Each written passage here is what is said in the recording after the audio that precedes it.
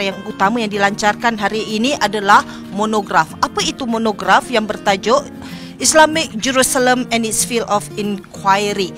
Ini one of its kind, satu-satunya yang mana ia dicetuskan idea 6 tahun dahulu oleh Naib Chancellor UUM sendiri. Datuk Seri, cuba cerita dahulu.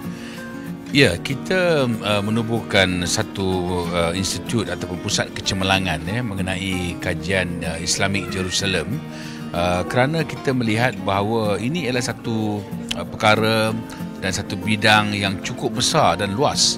Dianya bukan sekadar masalah yang dihadapi oleh rakyat Palestin dalam hubungan mereka dengan pihak Israel tetapi ini adalah satu bidang kajian, bidang ilmu yang cukup luas sebenarnya. Kalau kita fahami betul-betul hampir semua krisis ataupun konflik di Timur Tengah adalah bertitik tolak daripada krisis ataupun konflik di antara Arab dengan Palestin, Arab dengan Israel ataupun bertitik tolak daripada isu Palestin dan daripada situlah kita lihat berlaku banyak konflik-konflik yang lain, malah perang Arab Israel, perang Ramadan, perang Teluk dan sebagainya, semuanya yang bertitik tolak di Timur Tengah adalah berpunca daripada masalah ini. Dan masalah ini bukan masalah yang baru sebetulnya. Masalah ini sudah berlarutan. Perebutan Baitul Maqdis ataupun Jerusalem ini sudah berlarutan sejak ribuan tahun, sejak zaman Khalifah Umar lagi Sebab itu dianya boleh kita trace back, kita kaji balik sehingga era itu maknanya selepas era kewafatan Rasulullah sallallahu alaihi wasallam Jadi dengan sebab itu bidang ini cukup besar, cukup meluas.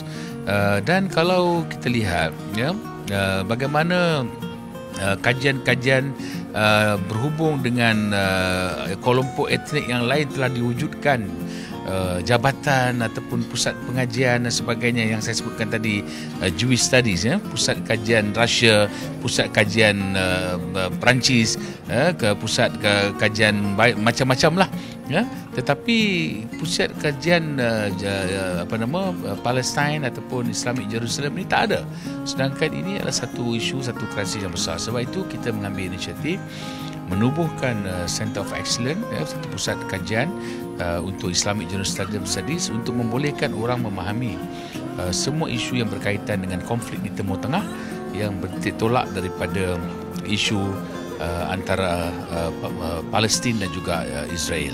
Jadi hari ini kita tengok setelah 6 tahun kami telah mengadakan banyak aktiviti lah oleh institut ini, termasuk penerbitan, dan yang paling penting ialah kita melihat ada ramai pelajar-pelajar yang membuat kajian mengenai Palestin dan Israel ini di peringkat PhD. Saya dipahamkan ada 10 kajian PhD yang sedang berjalan, 3-4 sudah pun selesai, dan ini akan menjadi satu bahan tambahan yang akan membolehkan bidang ini berkembang dan orang dapat kaji. Ada banyak lagi sebetulnya bidang-bidang aspek-aspek kajian yang boleh dibuat Dengan sebab itu institut ini satu institut yang penting kerana krisis di Timur Tengah itu masih berlarutan, masih berterusan. Dengan sebab itu kajian ini tak akan pernah habis sampai bila-bila. Dan monograf ini dihasilkan adalah sebagai satu cara untuk memudahkan orang memahami dalam satu lembaran yang ringkas. Saya percaya ia perlu lebih daripada monograf. Mungkin beberapa buah buku pun belum tentu cukup lagi. Jadi saya percaya ini sebagai permulaan, dan mungkin tesis PhD, masters yang telah disiapkan itu boleh diterbitkan sebagai bahan-bahan bacaan dalam bentuk buku kemudiannya.